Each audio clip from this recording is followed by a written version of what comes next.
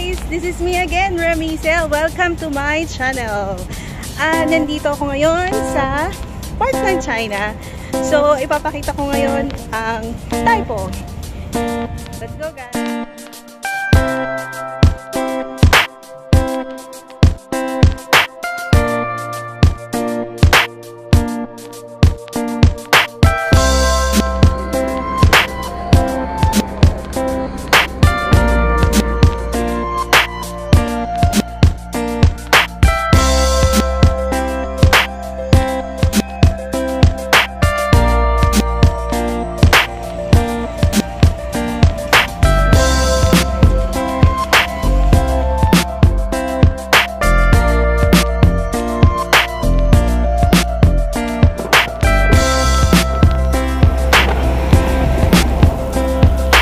This is the marketplace in Taipo.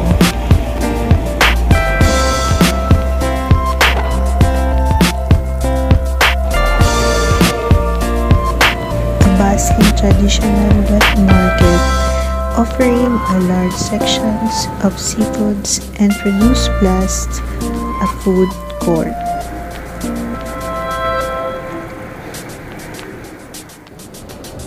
Madami silang variety of seafoods na makikita mo. Very huge. Siguro sa lahat ng napuntahan kong market so far, ito yung masasabi kong napakadami niyang kinds ng seafoods. So if you will go and travel and visit Hong Kong, try to visit this market so you can eat and you can taste the fresh seafoods they will offer.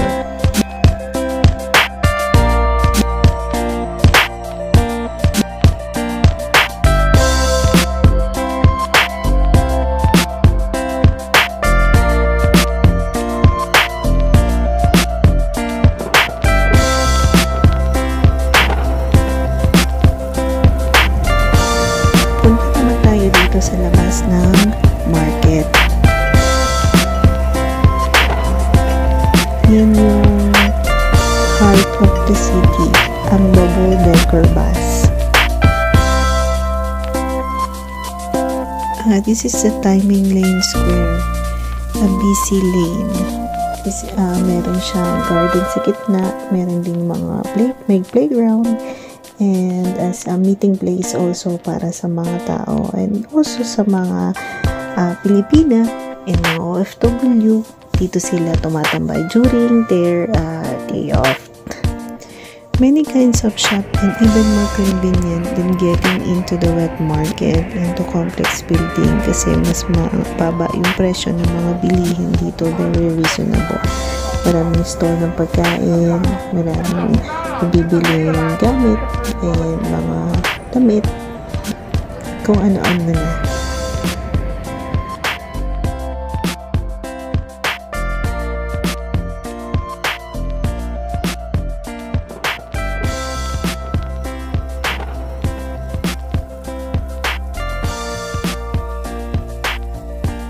Isa na din to sa busiest place dito sa Hong Kong, ang Taipo.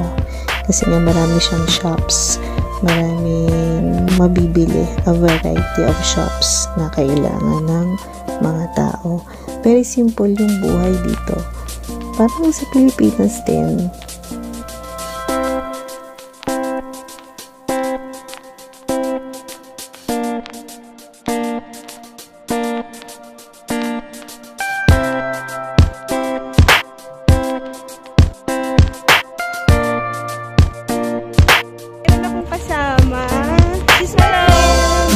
I'm looking for a husband. Any available? Yeah. And anong gusto mo sa lalaki? Have money. Have money. So anyone na may pera daw. So siya yung kasi Ayoko na mag-work. Gusto ko mag-life na lang ako. o sige, hanapin natin yan. Yan siya yung kasama ko every week tuwing wala kami trabaho. So napakabait ng tao. Siya yung clown ko. Palagi niya akong pinapatawa. Oh my gosh. Ayan, tara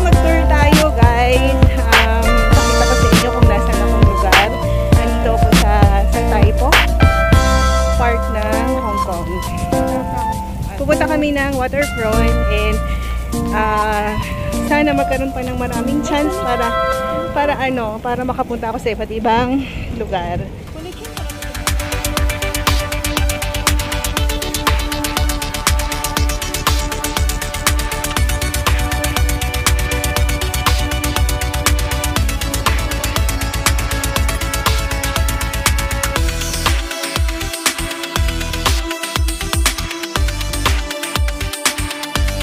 Hi guys, still andito kami sa waterfront park. Yeah, this is Irene with me, and this is the 360 view of the waterfront park.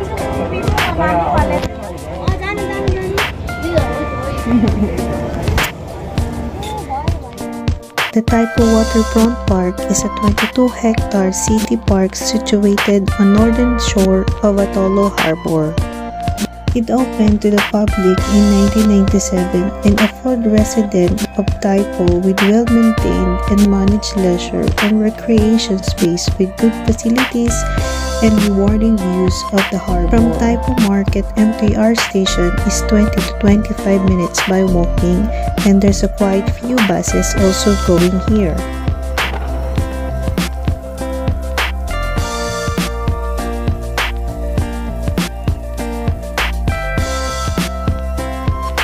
Waterfront Park has quite a lot to offer.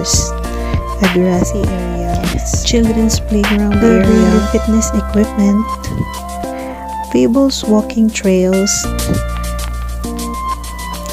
kite flying area,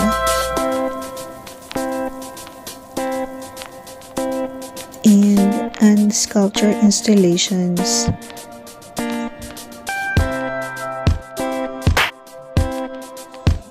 There is also a bike rentals and parking areas and loads of promenade space. But the highlights to visit the waterfront park is the spiral-shaped lookout tower that is just 32 meters in height. That's why really a prominent views we can see from the harbor. We can see also the industrial park, the mountainous areas beyond, and the rest of the park. It is really nice park and waterfront in the Taipo area, and great place to rest and cycling throughout the Taipo.